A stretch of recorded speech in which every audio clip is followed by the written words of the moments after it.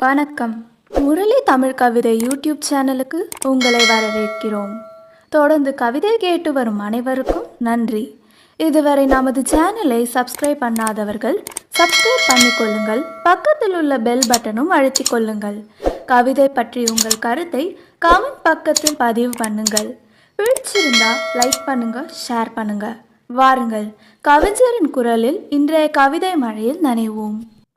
வணக்கம். தொடர்ந்து எனது கவிதை கேட்டு வரும் அனைவருக்கும் நன்றி.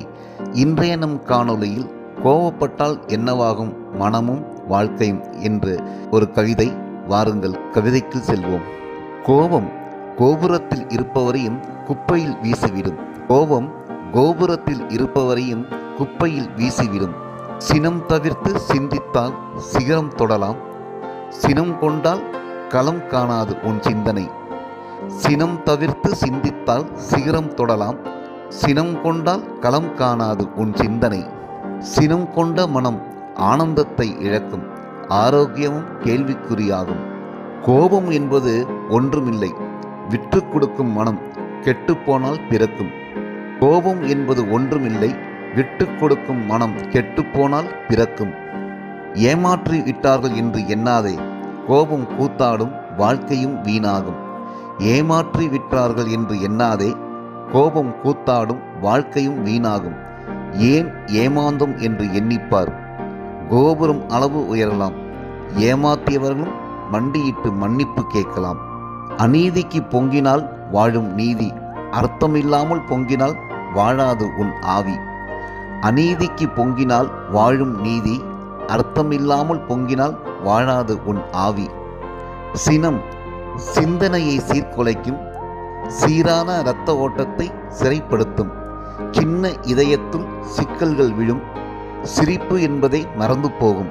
சிறப்பு பிரிவில் சிகிச்சை பெற்றாலும் சிறக்காது உடல்நலம், வாழ்நாளும் கெடும். சினம் சிந்தனையை சீர்குலைக்கும். சீரான இரத்த ஓட்டத்தையும் சிறைப்படுத்தும். சின்ன இதயத்துள் சிக்கல்கள் விழும். சிரிப்பு என்பதை மறந்து போகும். சிறப்பு பிரிவில் சிகிச்சை பெற்றாலும் சிறக்காது உடல்நலம், வாழ்நாளும் கெடும். பொறாமைப்படுவதும் முயலாமல் இருப்பதும் கோபத்தை வரவேற்கும், குற்றங்களுக்கு வழிவகுக்கும். பொறாமைப்படுவதும் முயலாமல் இருப்பதும் கோபத்தை வரவேற்கும், குற்றங்களுக்கு வழிவகுக்கும். கோபம் பகையை வளர்க்கும், பகைவர்களை பெருக்கும்.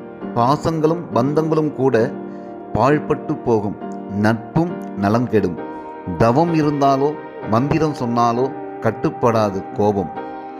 தவம் இருந்தாலோ மந்திரம் சொன்னாலோ கட்டுப்படாது கோபம். மனம் உணர வேண்டும். தீரா பகை தரும். திகட்டாத இன்பம் கிடைக்காமல் போகும்.